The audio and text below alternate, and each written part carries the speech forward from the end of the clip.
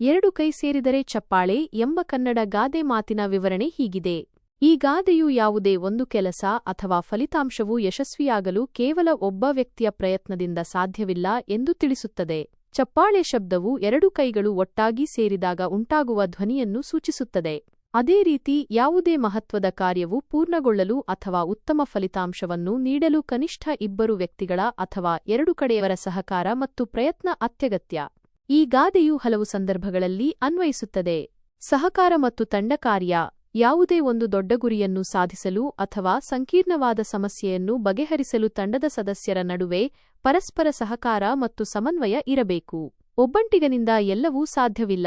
ಸಂಬಂಧಗಳು. ಯಾವುದೇ ಸಂಬಂಧವು ಯಶಸ್ವಿಯಾಗಲು ಎರಡೂ ಕಡೆಯಿಂದಲೂ ಪ್ರೀತಿ, ವಿಶ್ವಾಸ ಮತ್ತು ಕಾಳಜಿ ಇರಬೇಕು. ಕೇವಲ ಒಬ್ಬ ವ್ಯಕ್ತಿಯ ಪ್ರಯತ್ನದಿಂದ ಉತ್ತಮ ಸಂಬಂಧವನ್ನು ಕಾಪಾಡಿಕೊಳ್ಳಲು ಸಾಧ್ಯವಿಲ್ಲ.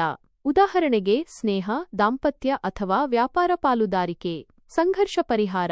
ಯಾವುದೇ ಭಿನ್ನಾಭಿಪ್ರಾಯ ಅಥವಾ ಸಂಘರ್ಷವನ್ನು ಪರಿಹರಿಸಲು ಎರಡೂ ಕಡೆಯವರು ತಮ್ಮ ಹಠವನ್ನು ಬಿಟ್ಟುಕೊಟ್ಟು ಪರಸ್ಪರ ಅರ್ಥ ಮಾಡಿಕೊಂಡು ರಾಜಿ ಮಾಡಿಕೊಳ್ಳಬೇಕು. ಏಕಪಕ್ಷೀಯ ನಿರ್ಧಾರದಿಂದ ಶಾಂತಿ ಸಾಧ್ಯವಿಲ್ಲ. ಯಾವುದೇ ಯಶಸ್ಸು. ಜೀವನದಲ್ಲಿ ಯಾವುದೇ ಯಶಸ್ಸನ್ನು ಸಾಧಿಸಲು ಕೇವಲ ಒಬ್ಬರ ಪರಿಶ್ರಮ ಮಾತ್ರ ಸಾಕಾಗುವುದಿಲ್ಲ. ಅದಕ್ಕೆ ಇತರರ ಬೆಂಬಲ, ಸಹಾಯ ಮತ್ತು ಪ್ರೋತ್ಸಾಹವೂ ಮುಖ್ಯವಾಗಿರುತ್ತದೆ.